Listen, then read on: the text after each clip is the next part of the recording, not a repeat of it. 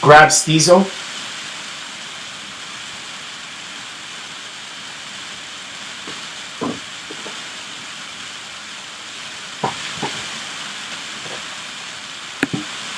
All right. All right.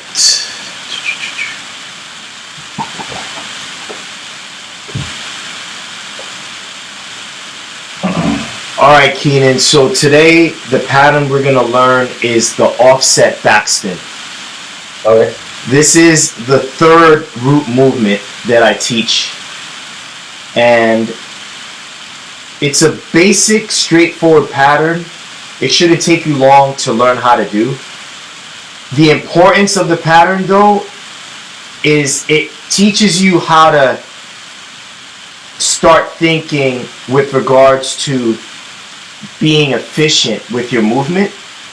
Sometimes when people are beat juggling, they do things in sequences. So it's like they'll move their right hand to the record first, then take their free hand, in this case the left hand, move it to the fader, crossover, do a scratch with the right hand, and then after they finish doing the scratch with the right hand, then they go to rewind the left side. Okay. That hurts you, that hinders you when you move in such a structured step-by-step way. As a beat juggler, what you want to do is start being able to walk and chew gum at the same time. So it's important for you to be able to grab the right record with your right hand, cross over with your left hand on the fader, and as you're doing that scratch, your hand is already on the left record doing what it needs to regarding whatever the pattern is. Okay? And the offset backspin teaches you that. Here's a straightforward backspin.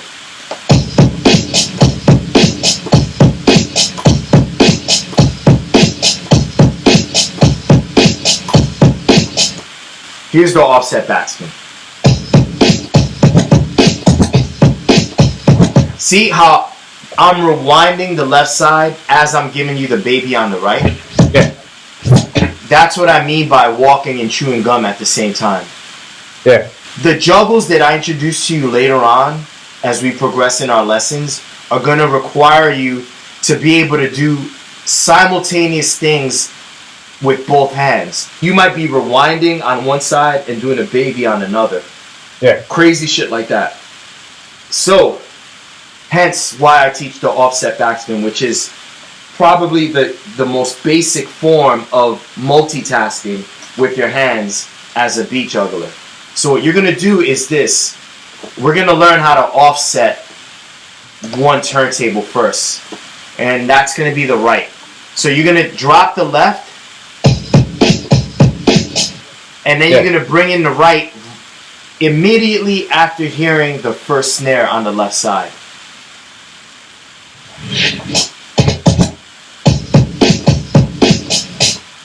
Does that make sense? Yeah. Yeah, but keep looping it. Alright, stop. Let the right side play out after the second half. Let the right side play out after the second half. Yeah, or I should rephrase that. Let it play out up to the second half. During the loop.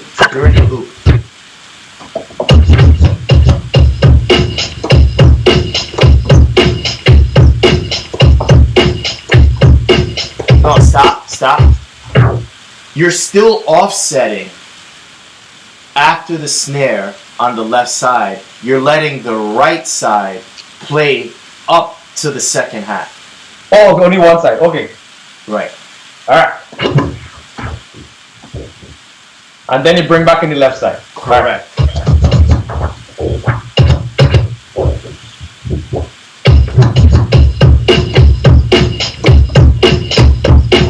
Stop. I said the second hat. Oh, okay. So here. Correct. Alright.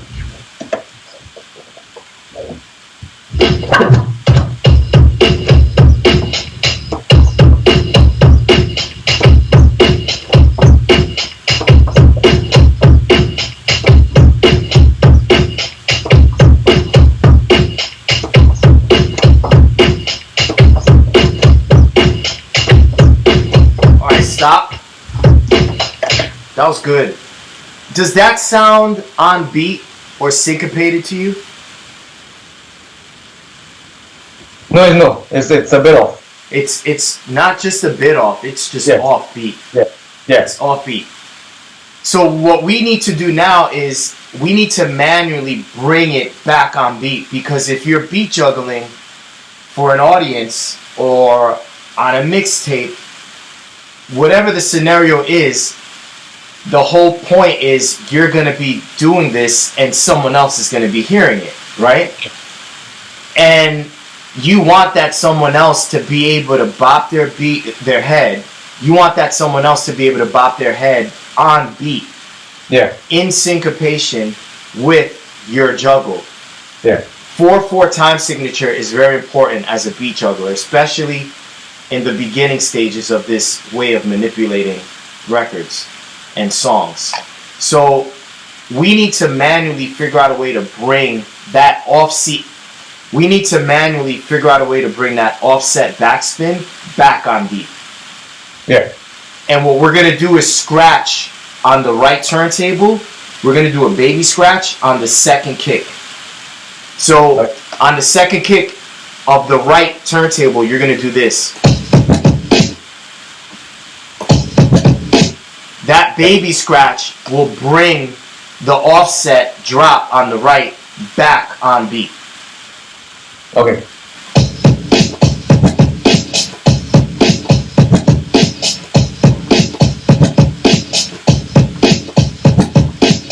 Make sense? Yeah. Yep. Give it a shot.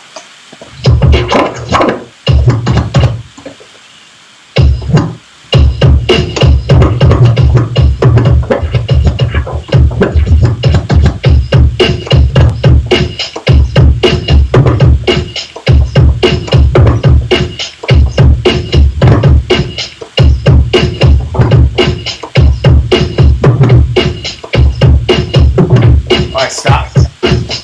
So that's not bad, actually. That was pretty good.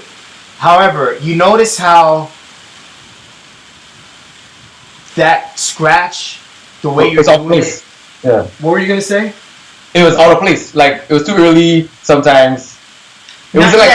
and too early by like a smidget. Yeah. You're actually doing it not as bad as most people that learn this pattern for the first time do it. Here's my thing to you though. The reason it doesn't sound as smooth as mine is because you're not used to doing something else with the free hand as you're doing the scratch. Yeah. Let's do a little experiment. Try doing the offset scratch without worrying about the left turntable. So you're just going to do it on the right. So look, when you're going to do this.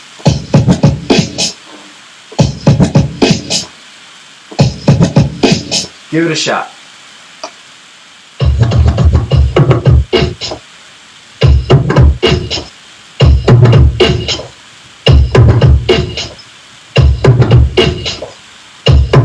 Alright, stop.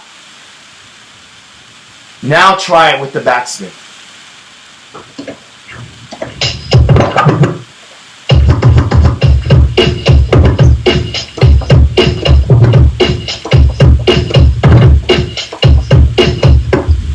Alright, stop. Yeah. You see the difference? Yeah. So that is why I teach this root movement. It's a basic beat juggle pattern, but for a beginner, it's difficult because you realize that as you're juggling, both limbs are always active. Both limbs are doing something. It's interesting because it's like the left hand is working independent of the right hand, yet the left hand is helping the right hand execute the juggle. And you have to learn now how to get both your left and right hands to work in harmony, but do separate things. So when you're on the right turntable and you're giving me the offset scratch and ignoring the left turntable, you're fine. You're calm. You're delivering the scratch smooth as butter.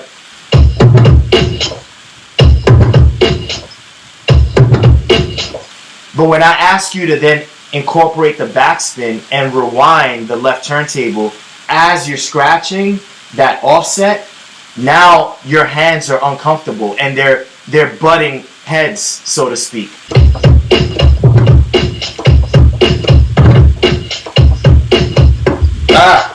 Your hands aren't working in harmony. They want to work. It's like they confuse each other. Like the minute the left hand goes to help the right in keeping the loop going, the right hand stumbles. So you gotta learn how to achieve more harmony, although both hands are doing something different. Yeah. Does that make sense? Yeah. All right. So just keep practicing that.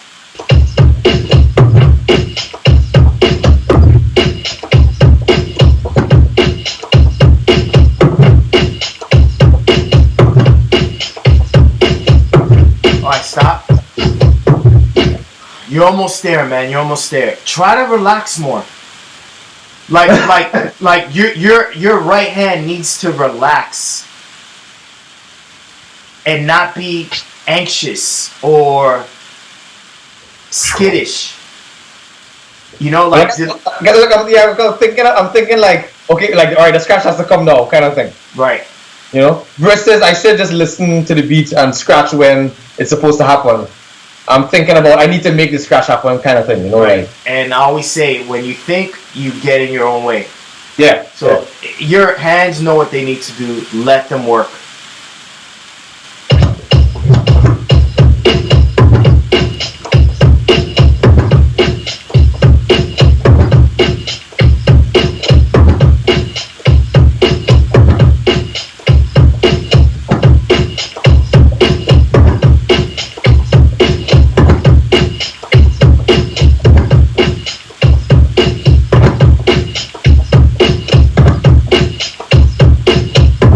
Alright, stop.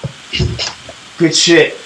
To me, it's very eye-opening to get the fundamentals. You know what I mean? Because I didn't realize there was an evolution as such in juggling, right?